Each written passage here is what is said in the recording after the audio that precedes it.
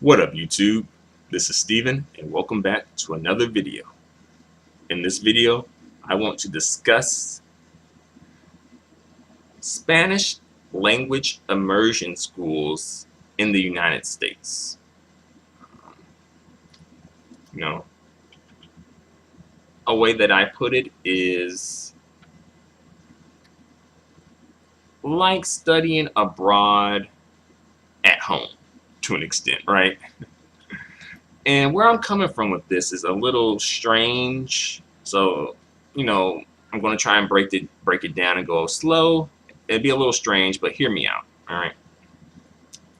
Okay. You know how perhaps if you're studying in college, there's an opportunity for you to go abroad, right? To perhaps another country. Perhaps you're studying like say French or Spanish or a foreign language, perhaps.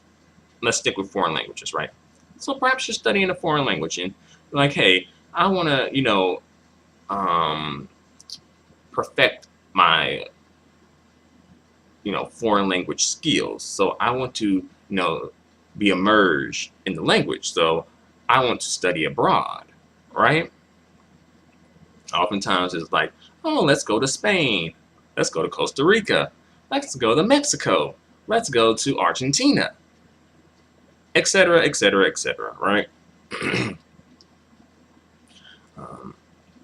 So where I'm coming from with this video is, I've been doing some searching on the internet and I ran across something that was very interesting and that I want to get your opinion on.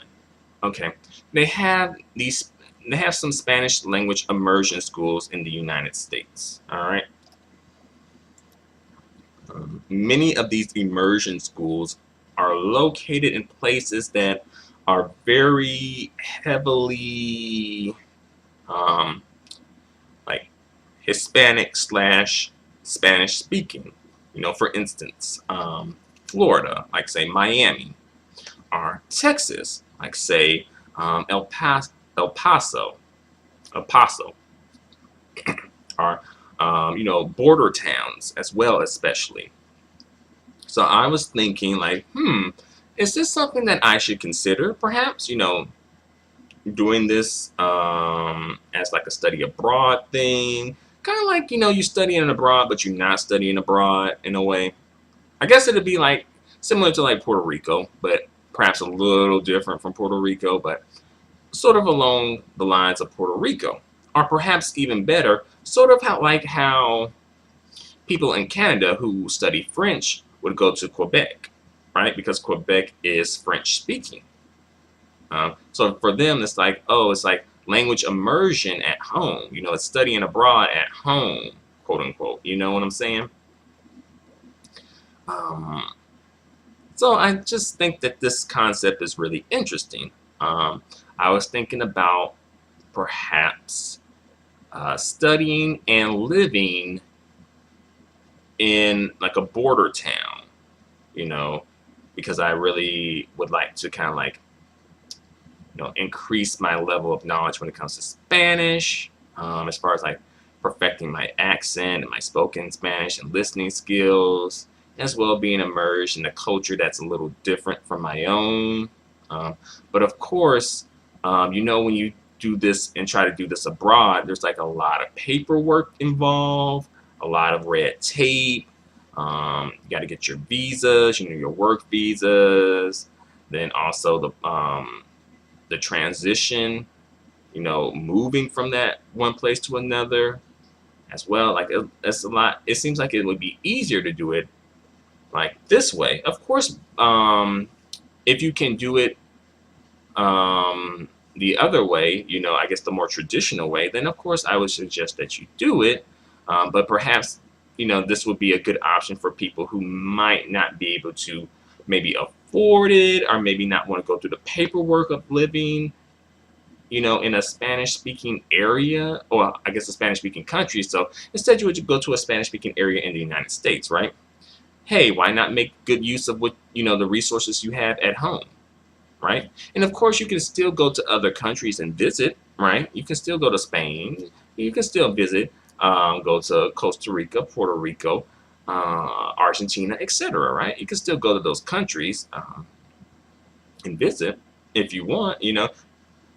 But I'm just kind of like throwing this out there as like a possible option that I think perhaps may be overlooked. But if it is overlooked, why? Is it just because people may not think it's a good option, or either people may not know about this option, right? Because for me personally, I don't really know about this option that much. Well, I refrain.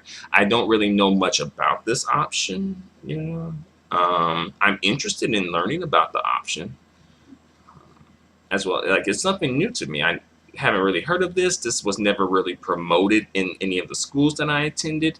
When they talk about studying abroad, they usually just promoted, you know, the traditional places, you know, like Spain, Costa Rica. They used to do Mexico, but for some reason, you know, with the whole drug cartel thing, not so much Mexico. Argentina, perhaps. Peru, perhaps, you know, etc. Right? Um, so yeah, I would think, you know, for me, I'm kind of like interested in learning more about this. You know, I'm thinking about, you know, El Paso, right? You know, from what I heard, El Paso, you know, it has like a very large Spanish speaking population. I believe that the population may be um, like largely bilingual, which is cool. Which is cool. Um, as well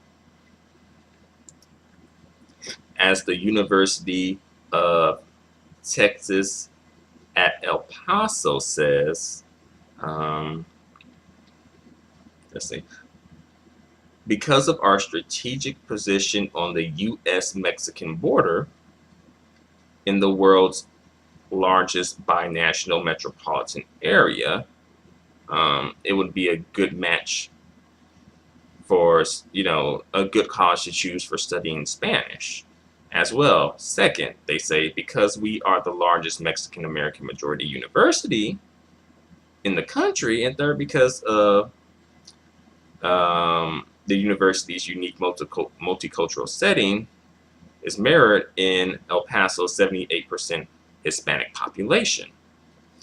Um, so basically, because they're on a border town, they have like a strong Spanish influence, you know, Spanish language influence in the area, right? And also many people in the area speak Spanish as, you know, perhaps a heritage language or a native language as well. So I'm thinking like this might be a good option to, you know, perhaps consider, as far as like me wanting to be in a Spanish speaking place, you know, Spanish speaking situation to help me and, you know, improve upon my Spanish. But then people on the other hand may think that the Spanish spoken in the area could perhaps not be quote unquote, you know, standard or the best Spanish, quote unquote, because I guess maybe people may feel that the Spanish may have like an English influence perhaps. So that's something, you know, versus the Spanish in Spain, which probably wouldn't have that issue, or the Spanish in Argentina. But of course, we know that all Spanishes do have influences, right?